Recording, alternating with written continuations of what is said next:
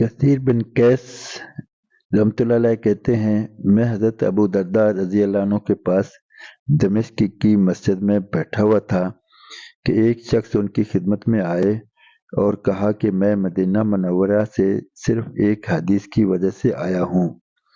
میں نے سنا ہے کہ وہ آپ نے خاتم الانبیاء والمرسلین حضرت محمد رسول اللہ صلی اللہ علیہ وآلہ وسلم سے سنی ہے۔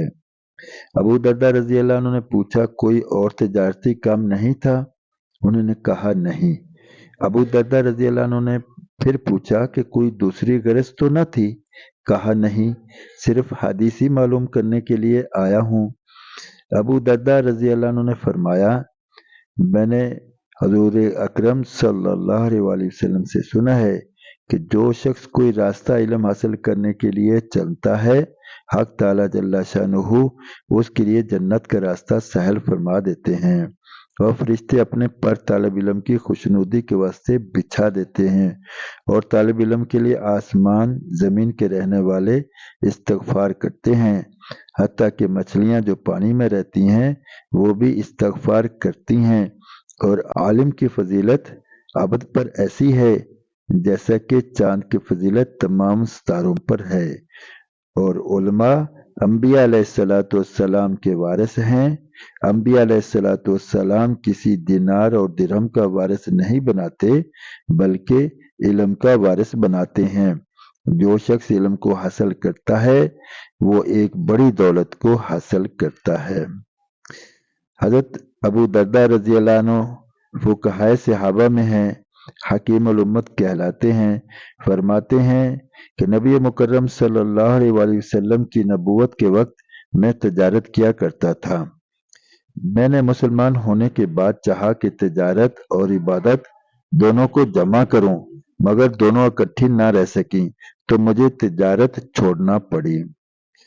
اب میرا دل یہ بھی گوارا نہیں کرتا کہ بالکل دروازہ ہی پر دکان ہو جس کی وجہ سے ایک بھی نماز فوت نہ ہو اور روزانہ 40 دینار کا نفع ہو اور میں اس سب کو صدقہ کر دوں۔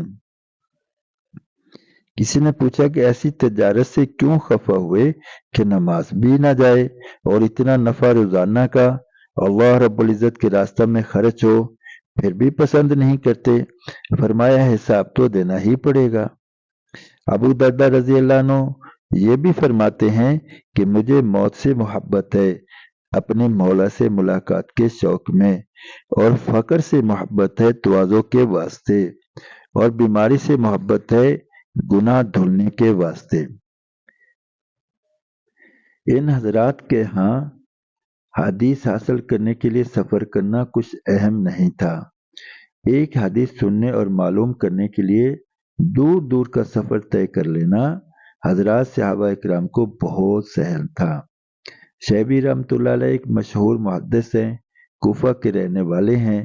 اپنے کسی شاگرد کو ایک مرتبہ حدیث سنائی اور فرمایا کہ لے، گھر بیٹھے مفت مل گئی، ورنہ اس سے کم کے لیے بھی مدینہ منورہ کا سفر کرنا پڑتا تھا، کہ ابتدا میں حدیث کا مخزن صرف مدینہ طیبہ ہی تھا۔ علم شغف رکھنے والے حضرات نے بڑے بڑے طویل سفر علم کی خاطر اختیار فرمائے ہیں۔ سعید بن مسیب رحمۃ اللہ علیہ جو ایک مشہور تابعی ہیں، کہتے ہیں کہ میں ایک حدیث کی خاطر راتوں راتوں پیدل چلا ہوں۔ امام الائمہ امام بخاری رحمۃ اللہ علیہ شوال 194 ہجری میں پیدا ہوئے، 205 ہجری میں یعنی 11 سال کی عمر میں حدیث پڑھنا شروع کی تھی۔ عبداللہ بن مبارک رحمۃ اللہ علیہ کی سب تصانیف بچپن ہی میں حفظ کر لی تھیں۔ اپنے شہر میں جتنی احادیث مل سکیں ان کو حاصل کر لینے کے بعد 216 ہجری میں سفر شروع کیا۔ والد کا انتقال ہو چکا تھا، اس وجہ سے یتیم تھے۔